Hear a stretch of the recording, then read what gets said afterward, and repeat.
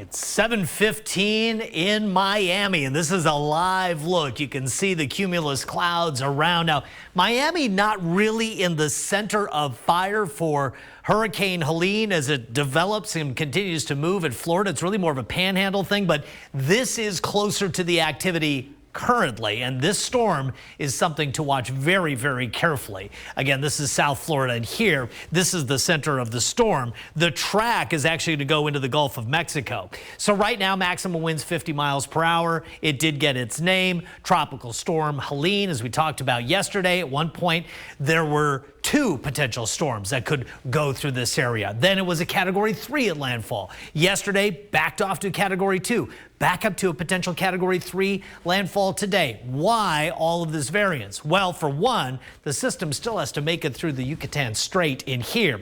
And then the amount of time it has to build strength here in the warm waters of the Gulf going to be critical. But right now, back to Category 3 on the official track. And you can see the low-lying panhandle of Florida is the potential landfall area. Tallahassee's in here. Panama City is in here. So we're looking at 6 to 12 inches of rain. We're looking at winds at 111 to 129. That's a huge thing, but this is all really low-lying land in here, and a storm surge could be 9 feet or more.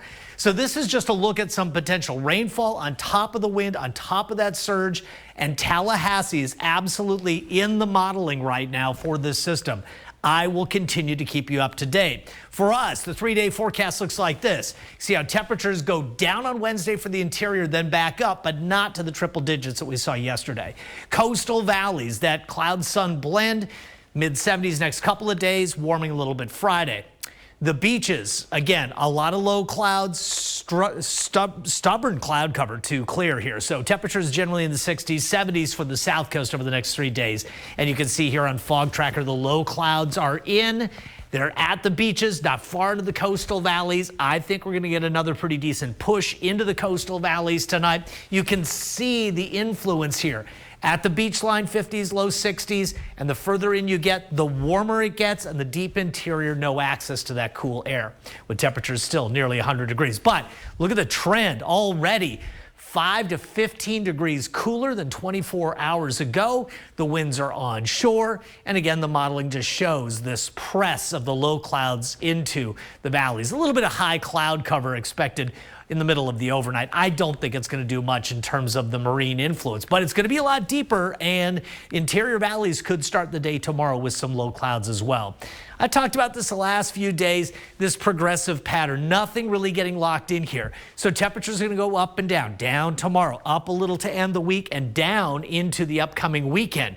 So it's going to be a forecast where things don't really bottom out on temperatures, nor will we see extreme numbers. This is interesting to watch here in the deeper extended forecast out in the Pacific, and I've got my eyes on it. 88 Paso, 76 San Luis, 72 Santa Maria, Lompoc, and Santa Barbara.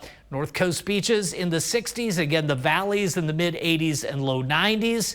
As we move into the Santa Ynez Valley, we've got temperatures in the 80s with the South Coast in the 70s. I'll see you at 5.